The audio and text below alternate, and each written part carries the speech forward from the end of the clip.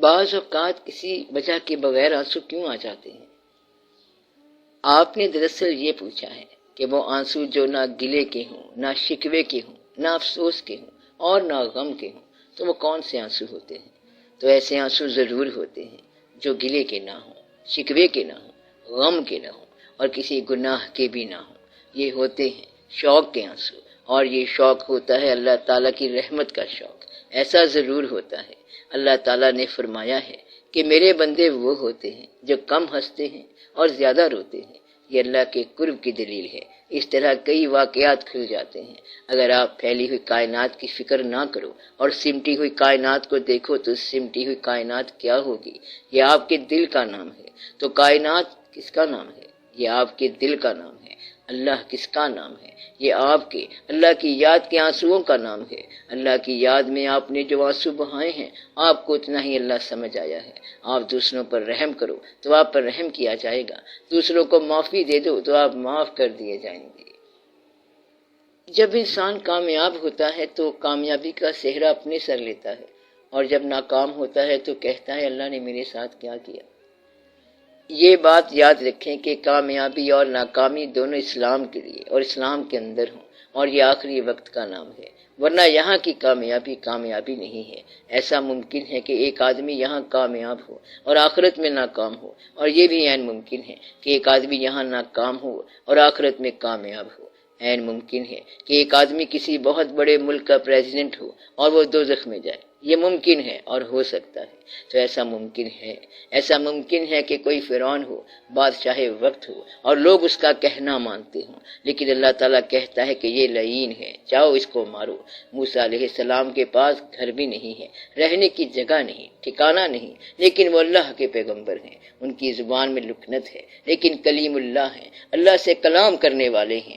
آپ یہ دیکھیں کہ آپ کامیابی کس کو کہہ رہے ہیں۔ یہ پتہ ہونا چاہیے کہ کامیابی کیا ہے۔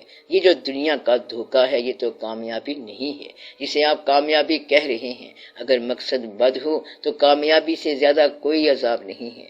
ہر گنہگار گناہ میں کامیاب ہوتا ہے، تبھی تو وہ گنہگار کہلائے گا۔ تو گناہ میں کامیاب ہونا کامیابی نہیں بلکہ تباہی کہلاتا ہے۔ اس لیے یہ دیکھو کہ بدی میں کامیاب ہونا کامیابی نہیں بلکہ تباہی ہے۔ ہر وہ شخص جس کی نگاہ میں بدی ہے اور اس کا دل بد ہے تو اس کی عاقبت بد ہے۔ نگاہ کی بدی سے مراد صرف نگاہ کی حد تک بدی، تو جس کا دل بد ہے اس کی ساری عاقبت بد ہے۔ جس کی عاقبت بد ہے اس نے اپنے آپ کو برباد کر دیا۔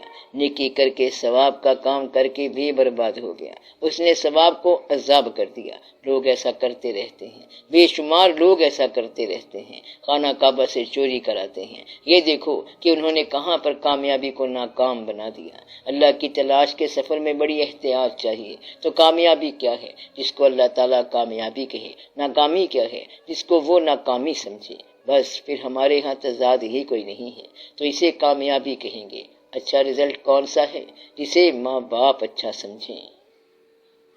آپ نے فرمایا ہے کہ جب انسان کو موت کا ڈر ہو جائے اور وہ چاہے کہ اللہ کی محبت حاصل ہو جائے تو پھر اس کی کیا نشانی ہے؟ نشانی یہ ہے کہ اللہ یہاں رکھے تو ہم یہاں رہیں گے، اور وہ بلائے تو ہم چلے جائیں گے۔ نہ جانے میں ہمیں کوئی گھبراہٹ ہے اور نہ ٹھہرنے میں کوئی دقت ہے۔ یہ نہ کہنا کہ ہم اس لیے تیری طرف آنا چاہتے ہیں کیونکہ گھبرا گئے ہیں دنیا سے۔ کس مقام پر وہ رکھ رہا ہے آپ اس مقام پر رہو۔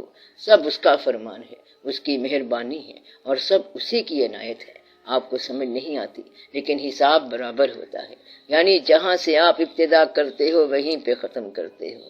درمیان میں ایک آرزو پیدا ہوتی ہے، اس کا ایک حاصل ہوتا ہے۔ وہ آرزو اپنا حاصل لے جاتی ہے اور تم وہیں کے وہیں رہ جاتے ہو۔